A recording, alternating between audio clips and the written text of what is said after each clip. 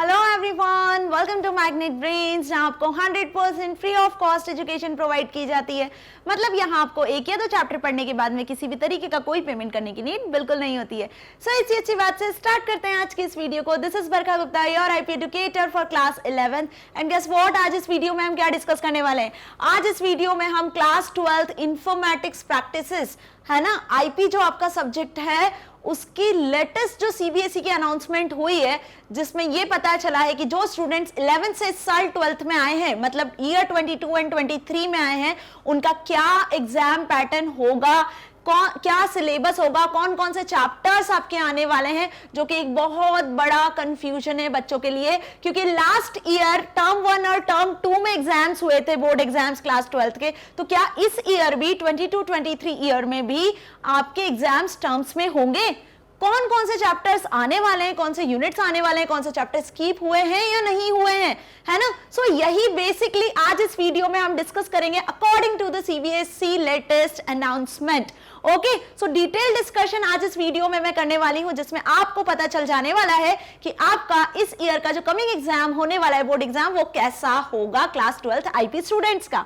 सो चलिए स्टार्ट करते हैं। सो स्टूडेंट, सबसे पहला डाउट तो आपको यही होगा कि जैसे लास्ट ईयर टर्म 1 टर्म 2 में एग्जाम्स हुए थे, ठीक है, तो क्या इस बार भी वैसे एग्जाम होने? तो गुड न्यूज ये है कि बिल्कुल नहीं, इस बार आपका कोई भी टर्म 2 एग्जाम नहीं होगा। मतलब आपका कुल मिला के सिर्फ एक ही एग्जाम होने वाला है। जैसा कि हर साल होता आया है कि बोर्ड एग्जाम सिर्फ एक ही होते हैं फाइनल ईयर्स में, तो यस स्टूडेंट्स, यहां भी आपके बोर्ड एग्जाम सिर्फ एक ही होने वाला है। कोई टर्म 1 टर्म 2 जैसा लॉजिक नहीं होगा। सीबीएसई ने कैंसिल कर दिया है कि टर्म 1 टर्म 2 एग्जाम होंगे। ओके, सो आपका क्या होने वाला है? सिर्फ एक ही एग्जाम होने वाला है। फाइन। सो अब आपके माइंड में ये डिसाइड होना चाहिए आपको कि आपको जो फोकस करना है, जो स्टूडेंट्स 11 से साल 12th में आए हैं, जो अभी न्यू सेशन में है ईयर 22 एंड 23 में, बहुत ध्यान से सुन लो कि क्लास 12th में यदि आपने आईपी सब्जेक्ट लिया है, आपका आईपी सब्जेक्ट है, तो आपका आईपी सब्जेक्ट का एक ही पेपर होगा, फाइनल बोर्ड एग्जाम होगा, आपका एक ही पेपर होगा। कोई टर्म 1 कोई टर्म 2 एग्जाम नहीं होगा। ठीक है, ये चीज अपने माइंड में अच्छे से क्लियर हो गई। क्योंकि अब हम डिस्कस करने वाले हैं कि इस पर्टिकुलर चैप्टर जो आपकी बुक है आईपी, इसमें आपको कौन कौन से चैप्टर्स पढ़ने, कौन कौन सी यूनिट पढ़नी है पूरे होल ईयर में। ओके, क्या क्या आपको चैप्टर्स है जो आने वाले हैं, एक्चुअल में सिलेबस क्या है। सो सिलेबस को ही हम अब डिटेल में डिस्कस करने वाले हैं। ये सिलेबस आपको पीडीएफ के फॉर्मेट में सीबीएसई की ऑफिशियल वेबसाइट से भी मिल जाएगा। वही पूरा सिलेबस मैंने यहाँ पर डिटेल में डिस्कस भी किया है, ताकि आपको सिलेबस अच्छे से समझ में आ जाए। क्योंकि एक बार यदि सिलेबस अच्छे से समझ में आ गया, तो अब आप स्ट्रेटेजी बना सकते हो कि होल ईयर आपको किस तरीके से पढ़ाई करनी है। ठीक है, समझ में आया अच्छे से। सो चलिए स्टार्ट करते हैं कि इंफॉर्मेटिक्स प्रैक्टिसेस क्लास 11th में आप अच्छे से पढ़ चुके हो। फाइन, 11th में जो चैप्टर्स आपने आईपी में पढ़े थे, क्लियर। अब उसके बाद हमें क्लास 12th को स्टार्ट करना है। तो क्लास 12th में जब आप पढ़ लोगे तो क्या क्या आउटकम्स होगी, आप क्या कर सकते हो at the end of this course. Fine, so students will be able to create series, data frames and apply various operations. तो पाइथन आपने क्लास 11th में पढ़ा था, जिसमें आपने बेसिक्स पढ़ा था पाइथन का, नंपाई लाइब्रेरी के बारे में आपने देखा था। ठीक है, ब्रीफ ओवरव्यू देखा था पाइथन का। अब यहाँ पे आपको एडवांस पाइथन पढ़ना पड़ेगा, एडवांस लाइब्रेरीज का यूज करना पड़ेगा, जिसकी मदद से आप सीरीज, डेटा फ्रेम्स और वेरियस ऑपरेशंस इन पर परफॉर्म कर सकोगे। ठीक है, visualise data using relevant graphs, आप ग्राफ क्रिएट कर पाओगे, है ना। ग्राफ को में जो डेटा है उसको विजुअलाइज कर पाओगे, उसके लिए भी यहाँ लाइब्रेरीज अवेलेबल है। Design SQL queries using aggregate functions. So 11th class में आपने डेटाबेस कॉन्सेप्ट को पढ़ा था, बेसिक्स पढ़ा था। एसक्यूएल क्वेरीज क्या होती है, बेसिक क्वेरीज के बारे में भी आपने जाना था, कमांड्स के बारे में जाना था, इंसर्ट, अपडेट, डिलीट कमांड। यहाँ पे आपको एसक्यूएल के फंक्शंस को पढ़ना है और कैसे आप एसक्यूएल के एग्रीगेट फंक्शंस को यूज करोगे वो देखेंगे। ठीक है, import export data between SQL database and pandas. Pandas library को हम डिटेल में डिस्कस करेंगे। पेंडास लाइब्रेरी और डेटाबेस, एसक्यूएल डेटाबेस, उन दोनों के बीच में आप फाइल्स को कैसे इंपोर्ट एक्सपोर्ट कर पाते हो वो भी आप यहाँ पे सीख जाने वाले हो। Learn terminology related to networking and internet. Even आपको क्लास 12th में नेटवर्किंग और इंटरनेट भी बताया जाएगा। इसके पूरे बेसिक कॉन्सेप्ट से लेकर एंड तक आपको सारी चीजें यहाँ पर इस 12th क्लास में पढ़नी है। Okay, identify internet security issues and configure browser settings. Browser की कैसे आप सेटिंग कर सकते हो, इंटरनेट पे क्या सिक्योरिटी इश्यूज होते हैं वो आप आइडेंटिफाई कर पाओगे। Understand the impact of technology on society including gender and disability issue. Okay, so ये कुछ टॉपिक्स हैं जो आप चैप्टर ये जो क्लास 12 में आईपी आपकी जो बुक है ना, इस बुक में जो चैप्टर्स पढ़ोगे, जो यूनिट्स पढ़ोगे, उसके बाद आप ये सारी चीजें कर सकते हो इजीली, है ना। सो कैसे कर सकते हैं, पहले हम उसके लिए देख लें कि कौन कौन से चैप्टर्स हैं, मार्क्स का कैसे डिस्ट्रीब्यूशन है यूनिट्स में, चैप्टर्स में। सो सबसे पहले तो मैं आपको ये बता दूं कि सेम आपके यहाँ पे जो चैप्टर्स हैं उनको यूनिट्स में डिवाइड कर दिया गया है, ठीक है। सो यहाँ पे आपको कुल मिला के पढ़ना है 4 यूनिट। कौन सी यूनिट्स पढ़ना है? 4 यूनिट, 1 2 3 4, ये 4 यूनिट्स आपको पढ़ना है, ठीक है। अब इन 4 यूनिट में से पहली यूनिट है data handling using pandas and data visualization. So बहुत ध्यान से समझना, डेटा हैंडलिंग यूजिंग पेंडास। अब आप सोच रहे होंगे कि आपकी बुक में डेटा हैंडलिंग यूजिंग पेंडास के 2 चैप्टर हैं, है ना। किस नाम से है? Data handling using pandas 1 and data handling using pandas 2, ठीक है। तो बहुत ध्यान से समझना कि यहाँ पे रिड्यूस क्या हुआ है और आ क्या रहा है, ठीक है। बस फिलहाल मैंने अभी आपको इतना बताया है कि डेटा हैंडलिंग यूजिंग पेंडास के 2 चैप्टर्स है और 3rd चैप्टर जो है वो है डेटा विजुअलाइजेशन। तो इन तीनों चैप्टर को मिलाकर एक यूनिट बनाई गई हुई है डेटा हैंडलिंग यूजिंग पेंडास, ठीक है, जो कितने मार्क्स की आ रही है? जो आ रही है आपकी 25 मार्क्स की। ओके, अब एक काम की बात और बहुत अच्छी बात कि पेंडास 2 वाला जो चैप्टर है वो आपका रिड्यूस किया गया है यहां से, ठीक है। कैसे रिड्यूस किया है? क्योंकि लास्ट जो टर्म 1 टर्म 2 एग्जाम हुए लास्ट ईयर के, उसमें जो सिलेबस रिड्यूस था वही सेम सिलेबस इस बार भी रिड्यूस हुआ है। सो बस यही खुशखबरी की बात है कि आपको यहां पे कुछ चैप्टर रिड्यूस करके ही पढ़ाई करनी है। जो टर्म 1 टर्म 2 में पूछे गए थे लास्ट ईयर, जितने भी यूनिट, जितने भी चैप्टर्स, वही सब आपको यहां पढ़ना है। बट डिफरेंस क्या है कि आपका यहां पर एक ही एग्जाम होगा। सो पेंडास 2 वाला जो चैप्टर नंबर 2 है आपकी बुक में वो नहीं आ रहा है इस बार, ठीक है। सो आपको क्या करना है, चैप्टर नंबर 1 और चैप्टर नंबर 3 से मिलकर ये यूनिट बना हुआ है जिसमें से आपको पूछा जाएगा 25 मार्क्स का। ओके, आगे बढ़ते हैं। Database query using SQL. SQL का यूज करके एसक्यूएल पे फंक्शंस कैसे परफॉर्म किए जाते हैं, एग्रीगेट फंक्शंस क्या होते हैं, ये सब इस यूनिट में पढ़ना है आपको, ठीक है, जो कि आ रही है अगेन 25 मार्क्स। मतलब यदि देखा जाए तो पाइथन में जो पेंडास लाइब्रेरी है और जो डेटा विजुअलाइजेशन के लिए मैटप्लॉटलिब लाइब्रेरी यूज की जाएगी वो, और डीबीएमएस, आरडीबीएमएस मतलब माईएसक्यूएल, है ना, माईएसक्यूएल पे प्रोग्रामिंग की थी हमने, तो ये दोनों मिलाकर कितने मार्क्स का पूछ रहे हैं? ये दोनों मिलाकर आपसे 50 मार्क्स का पूछा जा रहा है, जिसका बहुत ज्यादा हाईली वेटेज है। ओके, और इसके अंदर आपको कुल मिला के पढ़ने हैं कितने चैप्टर्स? 3 चैप्टर्स आपकी बुक के। डेटा हैंडलिंग यूजिंग पेंडास का एक चैप्टर है, मैटप्लॉटलिब का एक चैप्टर है जिसमें डेटा विजुअलाइजेशन आएगा, और डेटा क्वेरिंग यूजिंग एसक्यूएल का एक चैप्टर है जिसमें एसक्यूएल के फंक्शंस के बारे में डिटेल में पढ़ना है ना। तो कुल मिला के 3 चैप्टर है जो 50 मार्क्स के आपसे पूछे जाएंगे थ्योरी पेपर में आईपी के। याद रखो, अच्छे से देखो, इनका हाईली वेटेज है। ओके, इसके बाद बात करते हैं 3rd unit, that is introduction to computer network. तो इंट्रोडक्शन टू कंप्यूटर नेटवर्क वाली जो यूनिट है, जिसमें एक ही चैप्टर है आपकी बुक में, कंप्यूटर नेटवर्क, जिसमें नेटवर्क क्या होता है, इंटरनेट क्या होता है, क्या टर्मिनोलॉजीज यूज होती है ना, वेब ब्राउजर, वेब सर्वर क्या होता है, ब्राउजर की कैसे सेटिंग सेट की जाती है, वो सब इस यूनिट में देखेंगे, जो कि आपसे पूछा जाएगा 10 मार्क्स का। उसके बाद बात आती है सोसाइटल इंपैक्ट वाले चैप्टर की। तो सोसाइटल इंपैक्ट यूनिट है यहाँ पर, लेकिन इसमें एक ही चैप्टर आपको पढ़ना है, सोसाइटल इंपैक्ट। सोसाइटल इंपैक्ट्स में हम देखेंगे कि इंटरनेट का, नेटवर्किंग का, ऑनलाइन जो वेबसाइट्स हैं उसका लोगों पे क्या इफेक्ट पड़ रहा है, सोसाइटी पे क्या इफेक्ट पड़ रहा है, ठीक है। सो इसमें हम बहुत सारी चीजों को डिस्कस करेंगे, ठीक है। सो ये भी आपका 10 मार्क्स का आ रहा है। सो अब कुल मिला के यहाँ पे ध्यान से देखो कि थ्योरी पेपर जो आपका होने वाला है वो कितने मार्क्स का होने वाला है? 50 मार्क्स का आपका ये हो गया, 60 देन 70, तो टोटल 70 मार्क्स का आपका पेपर होगा। कौन सा पेपर? थ्योरी पेपर आईपी का, ठीक है। सो 70 मार्क्स में से 50 मार्क्स का आने वाला है आपके यूनिट नंबर 1 एंड 2 से, मतलब डीबीएमएस और पाइथन, है ना, दोनों को मिलाकर आपके 50 मार्क्स के क्वेश्चंस आएंगे पेपर में। और कंप्यूटर नेटवर्क और सोसाइटल इंपैक्ट में से आने वाला है आपका 20 मार्क्स का, ठीक है। सो ये चीज आपको अच्छे से क्लियर हुई, फाइन। अब जब 70 मार्क्स का पेपर होगा तो 30 मार्क्स का क्या होगा? 30 मार्क्स का होगा आपका प्रैक्टिकल। ओके, अब ये स्कूल पे डिपेंड करता है, आपको प्रोजेक्ट वर्क देते हैं नहीं देते हैं, ठीक है, और क्या प्रोजेक्ट फाइल बनवाते हैं। ऑब्वियस प्रोजेक्ट तो मिलेगा ही, तो जो भी प्रोजेक्ट मिलेगा उसका भी एक वेटेज होगा इस प्रैक्टिकल के साथ ही। वो स्कूल में आपके डिवाइड किया जाता है, वाइवा के इतने मार्क्स होते हैं, वो भी हम आगे डिस्कस करेंगे। ओके, सो प्रोजेक्ट भी उसी में इंक्लूडेड होगा। सो कुल मिला के बात हो गई, 70 आपका थ्योरी का हो गया और 30 आपका हो गया प्रैक्टिकल का, तो टोटल हो गए कितने? 100 मार्क्स। ओके अब ये अच्छे से समझ में आ गया कि 4 यूनिट्स में आपका पूरा सिलेबस डिवाइड कर दिया है, ठीक है। तो टोटल कुल मिला के 7 चैप्टर्स हैं आपकी बुक में। 7 चैप्टर्स में से 2 चैप्टर्स नहीं आ रहे हैं। डेटा हैंडलिंग यूजिंग पेंडास 2 है ना, ध्यान रखना, पेंडास 2 वाला चैप्टर और लास्ट जो है प्रोजेक्ट लर्निंग, वो 2 चैप्टर्स आपके रिड्यूस हुए हैं इस ईयर भी, और यही 2 चैप्टर लास्ट ईयर भी रिड्यूस हुए थे। ओके सो कुल मिला के बात की जाए तो यही आपके लिए खुशखबरी वाली बात है कि वो 2 चैप्टर्स जो लास्ट ईयर भी नहीं आए थे वो इस ईयर भी नहीं आएंगे, and you have to focus on this 4 units. Okay so आपको इन 4 यूनिट पे फोकस करना है according to this marking scheme.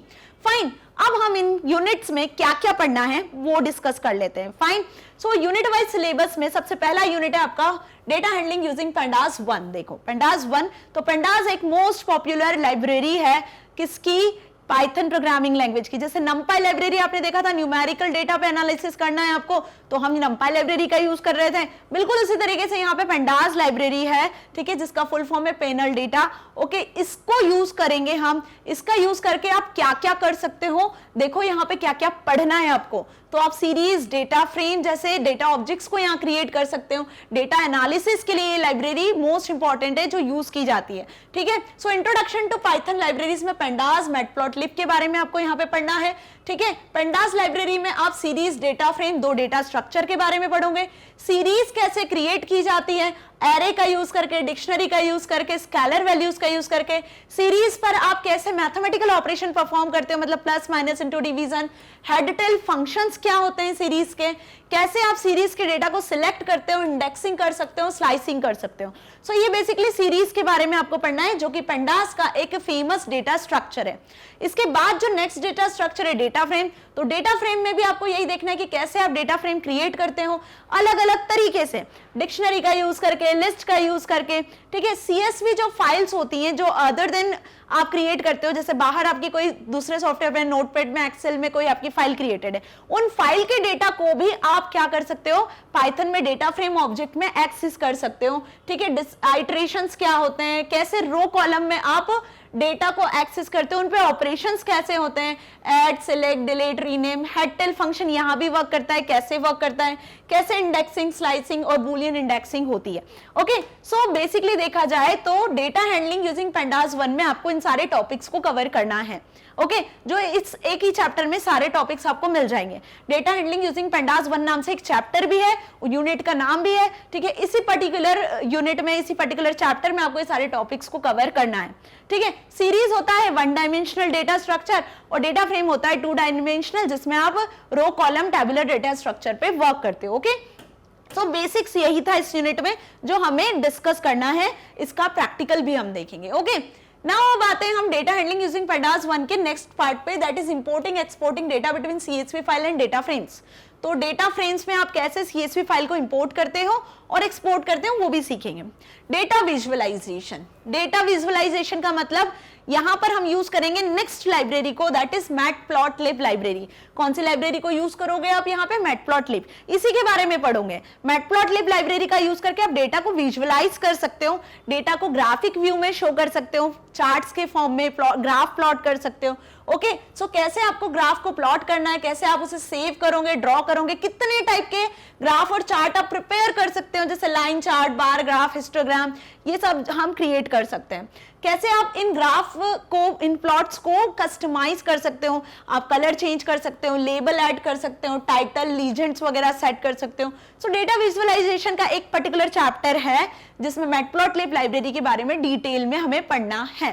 Fine so ये समझ में आ गया, ये हो गया आपके क्या 25 मार्क्स के अकॉर्डिंग यूनिट प्रिपेयर, ठीक है। कौन सी यूनिट प्रिपेयर, जिसमें हमने पेंडास लाइब्रेरी के बारे में देखा कि हमें क्या क्या पढ़ना है। ओके सो आगे बढ़ते हैं अब हम डेटाबेस। तो डेटाबेस वाली जो यूनिट है ना, जिसमें एसक्यूएल क्वेरी को देखोगे आप, एसक्यूएल फंक्शंस के बारे में पढ़ोगे, वो भी 25 मार्क्स का आ रहा है। तो इस पर्टिकुलर यूनिट में हमें क्या पढ़ना है, ये भी आपको इसी चैप्टर के नाम से मिलेगा, क्वेरिंग एंड एसक्यूएल फंक्शंस के नाम से, ठीक है, जिसमें आपको ये सारे फंक्शंस पढ़ लेने हैं। क्लियर। सो मैथ फंक्शन सबसे पहले देखना है कि यदि आपको सीरीज डेटा फ्रेम जैसे डेटा ऑब्जेक्ट्स पर, या फिर हम बात कर सकते हैं कि एसक्यूएल फंक्शंस पढ़ रहे हैं, तो टेबल्स पे जब आपको कलेक्टिवली कुछ इंफॉर्मेशन को एक्सेस करना है ना, जैसे आपको पावर कैलकुलेट करवाना है, राउंड कैलकुलेट करवाना है, मॉड कैलकुलेट करवाना है, तो आप ये मैथ फंक्शन का यूज कर सकते हो। ऐसे टेक्स्ट फंक्शंस भी होते हैं जो टेक्सचुअल डेटा पे अप्लाई किए जाते हैं, वर्ड्स पे अप्लाई किए जाते हैं ना। जब टेबल में टेक्सचुअल डेटा होगा तो उस पे आप टेक्स्ट को अपर केस में, लोअर केस में कन्वर्ट कर सकते हो, मिड में से टेक्स्ट को एक्सेस कर सकते हो, किसी स्ट्रिंग में से सब स्ट्रिंग सर्च करना है तो वो कर सकते हो, किसी वर्ड में कितने कैरेक्टर्स हैं उसकी लेंथ फाइंड आउट करवाना है, लेफ्ट साइड से स्ट्रिंग से कैरेक्टर को एक्सट्रैक्ट करना है, राइट साइड से कैरेक्टर्स को एक्सट्रैक्ट करना है, स्ट्रिंग में कोई कैरेक्टर किस पोजीशन पे है वो पता करना है, यदि आपको कोई कैरेक्टर या स्पेसेस को हटाना है लेफ्ट साइड से, राइट साइड से, तो आप इन फंक्शंस का यूज कर सकते हो। सो कौन कौन से फंक्शन हो गए? अपर फंक्शन, लोअर फंक्शन, सब, str, length, left, right, ltrim, rtrim, trim, ये सारे टेक्स्ट फंक्शंस हैं जिनको हमें पढ़ना है। ओके, इसके बाद बात आती है डेट फंक्शंस की। तो डेट टाइम डेटा टाइप भी तो होता है ना, मतलब आप टेबल में डेट जैसी वैल्यूज को भी तो स्टोर करते हो, तो जब टेबुलर फॉर्मेट में डेट जैसी वैल्यूज होती हैं, टाइम जैसी वैल्यूज होती हैं, तो उसके लिए भी कुछ फंक्शंस यहाँ पे प्री डिफाइंड है पहले से एसक्यूएल में, जिनका हम यूज करेंगे, जैसे now, date, month, month name, year, day, day name. ये सारे जो फंक्शंस है ये प्री डिफाइंड है, पहले से एसक्यूएल में डिजाइन किए हुए हैं, बस आपको इनको अप्लाई करना है, इनका सिंटेक्स देखना है किस तरीके से अप्लाई होते हैं। ओके, एग्रीगेट फंक्शन क्या होते हैं? जो collectively large amount of data पे यूज किए जाते हैं, किसी कॉलम की सारी वैल्यूज पे अप्लाई किए जाते हैं। तो यदि आपको कॉलम में से मैक्सिमम फाइंड आउट करवाना है तो max function, minimum function, average calculate करवाना है तो एवरेज फंक्शन, सम कैलकुलेट करवाना है टोटल तो सम फंक्शन का यूज करोगे, काउंट फंक्शन का यूज करोगे, काउंट स्टार फंक्शन का यूज कर सकते हो, आपको यदि पूरे टेबल में कितने रिकॉर्ड है ये काउंट करवाना है ना। सो एग्रीगेट फंक्शंस में ये सारे फंक्शंस को हमें इस यूनिट में डिस्कस करना है। Then querying and manipulating data using group by, having and order by clause. तो ग्रुप बाय, हैविंग और ऑर्डर बाय क्लॉज का किस तरीके से यूज करना है कलेक्टिवली एक से ज्यादा टेबल से डेटा को एक्सेस करने के लिए, वो भी आप यहां पर सीखोगे। ओके, इसके बाद ये था आपका डेटाबेस वाला पार्ट। तो डेटाबेस वाली यूनिट भी कितने मार्क्स की आ रही है? 25 मार्क्स की आ रही है। ये हमने डिस्कस कर लिया, क्या क्या आ रहा है उस यूनिट से वो भी देख लिया। अब यूनिट नंबर 3 जो कि आ रही है आपके 10 मार्क्स की, जिसका नाम है कंप्यूटर नेटवर्क। ओके, तो नेटवर्क क्या होता है बेसिकली, है ना, इंट्रोडक्शन टू नेटवर्क। कितने टाइप के नेटवर्क होते हैं, लैन, मैन, वैन, इसके बारे में पढ़ेंगे हम इस यूनिट में। नेटवर्क के डिवाइसेस क्या क्या होते हैं, नेटवर्क एक्सेस करना है आपको, इंटरनेट एक्सेस करना है आपको, अपने कंप्यूटर्स को आपस में कनेक्ट करना है, तो आपको किन डिवाइसेस का यूज करना है? Modem, hub, switch, repeater, router, gateway, ये सारे इंटरनेटवर्किंग डिवाइसेस होते हैं जिनका यूज करके आप इंटरनेट को एक्सेस कर सकते हो अपने सिस्टम में। ठीक है, सो इन सारे डिवाइसेस के हम डिटेल में पढ़ने वाले हैं। ओके, नाउ नेटवर्किंग टोपोलॉजीज क्या होता है, मतलब इंटरनेट पे जो कंप्यूटर्स होते हैं नेटवर्क में किस तरीके से अरेंज होते हैं, स्टार के फॉर्म में अरेंज होते हैं, बस के फॉर्म में अरेंज होते हैं, ट्री के फॉर्म में अरेंज होते हैं, मैश के फॉर्म में अरेंज होते हैं, मतलब एक नेटवर्क के फॉर्म में कैसे अरेंज होते हैं वो सीखेंगे। नाउ इंट्रोडक्शन टू इंटरनेट, ये बेस्ड है आपका नेटवर्किंग पे। ओके, अब इसके बाद हमें पढ़ना है इंटरनेट के बारे में कि इंटरनेट पे यूज होने वाली क्या क्या टर्मिनोलॉजीज हैं। तो यूआरएल क्या होता है, uniform resource locator, www world wide web क्या होता है, इनके क्या एप्लीकेशंस हैं, web, email, chat, voice over internet protocol, VoIP, ये सब क्या होते हैं, इनके क्या कैरेक्टरिस्टिक्स है, क्या एडवांटेज है, डिसएडवांटेज है, सब हम यहाँ पर डिस्कस करेंगे। फाइन, वेबसाइट क्या होता है, उसका इंट्रोडक्शन, है ना, difference between website and web page, website और वेब पेज के बीच में क्या डिफरेंस होता है, कैसे आप स्टैटिक और डायनेमिक वेबसाइट्स को क्रिएट कर सकते हो, क्या इसमें डिफरेंस होता है, ये सारी चीजें यहाँ डिस्कस करने वाले हैं। Web page, web server, hosting a website, in topics को भी साथ में डिस्कस करेंगे। वेब ब्राउजर क्या होता है, कौन कौन से कॉमनली यूज्ड वेब ब्राउजर्स होते हैं, कैसे आप ब्राउजर की सेटिंग कर सकते हो, कुछ प्लगइन्स को ऐड कर सकते हो, राइट। तो ये सारी चीजें जो हैं यूनिट नंबर 3 में आएगी, जो बेसिकली रिलेटेड होंगी किससे, इंटरनेट एंड नेटवर्किंग से। ओके, ये सब आप बचपन से पढ़ते आ रहे हो नेटवर्क के बारे में, इंटरनेट के बारे में, तो ये यूनिट आपके लिए ज्यादा टफ नहीं होने वाली है। ठीक है, और इसमें ज्यादा कुछ आपको प्रैक्टिकल भी नहीं देखना है क्योंकि ये थ्योरेटिकल यूनिट होगी। सो 10 मार्क्स की आ रही है और इस यूनिट से क्या क्या पढ़ना है वो हमने डिस्कस कर लिया। आगे बढ़ते हैं नेक्स्ट यूनिट की तरफ, दैट इज सोसाइटल इम्पैक्ट। तो सोसाइटी पे इंटरनेट का क्या इंपैक्ट है, लोगों पे क्या इसका इंपैक्ट हो रहा है, पॉजिटिव इंपैक्ट, निगेटिव इंपैक्ट, वो सब यहाँ पे हम देखेंगे अलग अलग टर्म्स के फॉर्म में। तो इसमें सबसे पहले हम देखेंगे digital footprint, net and communication etiquettes, जो घर में आप एटिकेट्स फॉलो करते हो वही एटिकेट्स, वही मैनर्स, डिसिप्लिन आपको इंटरनेट पे भी फॉलो करना होता है, ठीक है। जब आप इंटरनेट पे ऑनलाइन सोशल मीडियाज का यूज कर रहे हो, चैटिंग कर रहे हो, ब्लॉग्स क्रिएट कर रहे हो, है ना, ठीक है। नाउ डेटा प्रोटेक्शन क्या होता है, how to protect your data, intellectual property right, plagiarism, licensing, copyright, free and open source softwares क्या होते हैं, इंटरनेट पे जो सॉफ्टवेयर्स अवेलेबल होते हैं उन सॉफ्टवेयर्स को आप कैसे एक्सेस करते हो, है ना, क्या कोई चार्ज के साथ में अवेलेबल होते हैं या कोई फ्री ऑफ कॉस्ट अवेलेबल होते हैं, है ना। तो कुछ सॉफ्टवेयर्स को आपको परमिशन लेके यूज करना होता है। सो ये सब चीजें किस तरीके से होती है, इन्हें हम किन टर्म्स में डिफाइन करते हैं, वो सब यहाँ पे इस यूनिट में हम देखेंगे। साइबर क्राइम क्या होता है, आप सभी को पता है कि जितना टेक्नोलॉजी ग्रो कर रही है, इंटरनेट ग्रो कर रहा है, उसी के साथ क्राइम्स भी बढ़ते जा रहे हैं इंटरनेट के, है ना। सो साइबर क्राइम क्या हुआ, कौन से लॉज बने हुए हैं साइबर क्राइम के लिए, हैकिंग, फिशिंग, साइबर बुलिंग, ये सब साइबर क्राइम से ये होते क्या है, ठीक है। और इंडियन आईटी एक्ट क्या होता है, उसका ओवरव्यू भी डिस्कस करेंगे। फाइन, अब इसके बाद आती है इस यूनिट में बात ई वेस्ट की, ठीक है। जैसे कि घरों में वेस्ट होता है वैसे इलेक्ट्रॉनिक वेस्ट भी जनरेट होता है, तो इलेक्ट्रॉनिक वेस्ट के क्या हजार्ड्स है और कैसे इसको मैनेज करना है, ठीक है, वो सीखेंगे यहाँ पर। Now awareness about health concerns related to usages of technology. अब टेक्नोलॉजी इतना ग्रो कर रही है कि हर एक बच्चे से लेकर बड़ा पर्सन तक टेक्नोलॉजी को यूज कर रहा है, ठीक है, और उससे अफेक्टेड भी है। तो हेल्थ पे क्या इसका यूज हो रहा है, अफेक्ट हो रहा है, ठीक है, वो भी हम यहाँ पे देखेंगे। क्या कंसर्न है, क्या आपको यहाँ पे यूज करना चाहिए टेक्नोलॉजी को यूज करते टाइम, आप सपोज कंप्यूटर यूज कर रहे हो तो किस तरीके से आपको बैठना है, किस तरीके से आपको वर्क करना है, कितना डिस्टेंस रखना है, वो सारी चीजें हम यहाँ देखेंगे ताकि आपकी हेल्थ पे भी अफेक्ट ना हो। सो ये हो गई यूनिट नंबर 4 की बात। तो टोटल आ रही है आपकी सिलेबस में 4 यूनिट जो इस पर्टिकुलर सेशन में आपसे पूछा जाएगा, ठीक है ना, जिसमें चारों यूनिट हमने अच्छे से समझ ली। पाइथन 25 मार्क्स, डेटाबेस 25 मार्क्स, याद रखना है ना, इसको बहुत अच्छे से करना है, इसका हाईली वेटेज है। Computer network societal impact 10-10 number में आ रहा है, दैट इज 20 मार्क्स का आ रहा है। फाइन, सो इन दोनों यूनिट पे भी हमें फोकस करना है, दोनों थ्योरेटिकल यूनिट्स है, ये भी थ्योरेटिकल है वो भी थ्योरेटिकल है, ठीक है। सो अब काम की बात ये है कि मैं ऑलरेडी यहां पर आपको सारे यूनिट, सारे चैप्टर्स कवर करवा चुकी हूं, ठीक है। सारे वीडियो लेक्चर्स ऑलरेडी अवेलेबल है सारे चैप्टर्स के। ये जितने टॉपिक्स अभी हमने देखे ना, ये सारे टॉपिक्स आपको प्रैक्टिकल के साथ मिल जाएंगे प्लेलिस्ट में क्लास 12th की। तो कहीं किसी प्लेटफॉर्म पे जाने की जरूरत नहीं, बिल्कुल आज से पढ़ाई शुरू कर दो और प्लेलिस्ट सर्च करो और प्लेलिस्ट में आपको सारी चीज मिल जाएगी। और प्लेलिस्ट नहीं भी सर्च करते हो तो वेबसाइट जिंदाबाद है, मैग्नेट ब्रेन्स की वेबसाइट पे आपको जैसे क्लास 12th आईपी पे जाओगे ना तो ये सारे टॉपिक, सारी यूनिट्स के आपको वीडियो लेक्चर्स प्रैक्टिकल के साथ मिल जाएंगे स्टूडेंट्स। ये सबसे बड़ी गुड न्यूज है आपके लिए, ओके। सो कहीं पे भी सर्च करने की आपको कुछ भी जरूरत नहीं है और ना परेशान होना है कि ये टॉपिक कहां मिलेगा, ये चैप्टर कहां मिलेगा, राइट। अब प्रैक्टिकल पे आ जाते हैं। अभी तक तो हमने थ्योरेटिकल डिस्कस कर लिया, 4 यूनिट 70 मार्क्स की आ रही है और 70 मार्क्स में से 2 जो स्टार्टिंग की यूनिट है उनका हाईली वेटेज है, क्या क्या पढ़ना है वो भी देख लिया।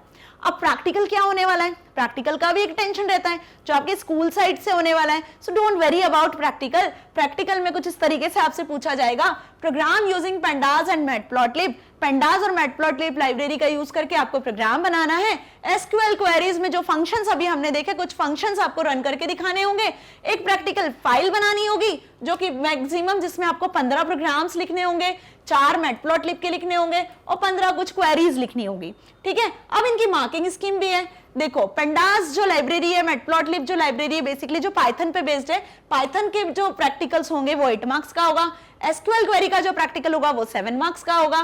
प्रैक्टिकल फाइल जो है वो आपकी 5 मार्क्स की होगी, ठीक है। उसके बाद आएगा project work. So project work में 11th-12th में जो भी आपने पढ़ा है अभी तक उस पर बेस्ड होगा। ये डिपेंड करेगा आपके टीचर पर, ठीक है। वाइवा वॉइस, जब इंटरनल्स आएंगे, आपके एग्जाम्स लेंगे, एक्सटर्नल बाहर से आते हैं, है ना, तो वाइवा भी होगा, वो 5 मार्क्स का होगा।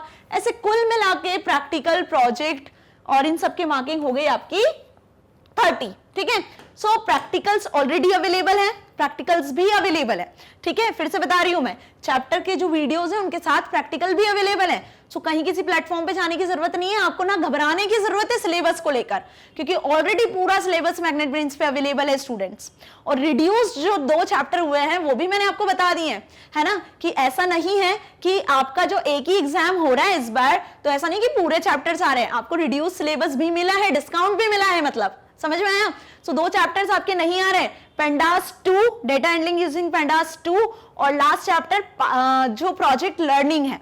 तो ये 2 चैप्टर नहीं पढ़ना है आपको, बाकी सारे चैप्टर्स पढ़ना है। ओके और ये प्रैक्टिकल बेस्ड है। अब इन प्रैक्टिकल्स में भी क्या क्या सजेस्टेड प्रैक्टिकल्स हैं जो आपके स्कूल में होंगे या जो हम करेंगे, ठीक है, जो आपको ऑलरेडी मिल जाएंगे वैसे। तो create a pandas series and dictionary का यूज करके कैसे सीरीज क्रिएट करना है ऑलरेडी बताया हुआ है मैंने, है ना। प्रिंट कैसे करना है सारे एलिमेंट को 75 परसेंटाइल के साथ, ये भी हम डिस्कस कर चुके हैं ऑलरेडी, प्रैक्टिकल लिस्ट अवेलेबल है। डेटा फ्रेम कैसे क्रिएट करना है, डेटा फ्रेम में आप टेबल क्रिएट करते हो तो ये इस पर्टिकुलर डेटा के साथ में आपको डेटा फ्रेम क्रिएट करनी है। ओके नाउ डेटा हैंडलिंग से रिलेटेड नेक्स्ट है create a data frame from examination result. जो एग्जामिनेशन रिजल्ट आता है, सपोज 5 स्टूडेंट्स का एग्जामिनेशन रिजल्ट की हम बात कर लेते हैं, तो उसके लिए डेटा फ्रेम कैसे क्रिएट करना है, क्या रो लेबल लेना है, क्या कॉलम लेबल लेना है, ठीक है। सो ये सब तो आपको जब समझ में आएगा प्रैक्टिकल्स के क्वेश्चन, जब आप थ्योरेटिकली सारी चीजों को अच्छे से समझ लोगे। सो अभी सिर्फ एक ओवरव्यू जैसे समझ लो कि ये सारे प्रैक्टिकल्स भी आपको करने हैं। Okay filter out rows based on different criteria such as duplicate rows. Okay importing exporting data between pandas and CSV file, मतलब बाहर से कोई और सॉफ्टवेयर की फाइल को यदि आपको इंपोर्ट करना है लाइब्रेरी में, पेंडास लाइब्रेरी में, पाइथन में, तो वो भी कर सकते हो।